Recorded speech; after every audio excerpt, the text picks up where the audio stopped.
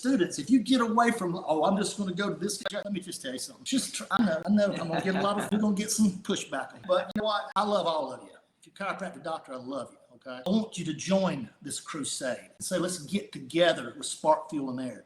Let's adjust the world back to health and let them know that chiropractors, they won't be calling us quacks anymore. And when my grandson becomes able to get into chiropractic school, he'll be proud to be called a chiropractor. Yeah, I know what you mean by that. Yes. Because of the things that we're doing in this day are making such an impact that even in the eyes of the public, if he didn't have 4 generations above him, that he'd still be proud to be a chiropractor.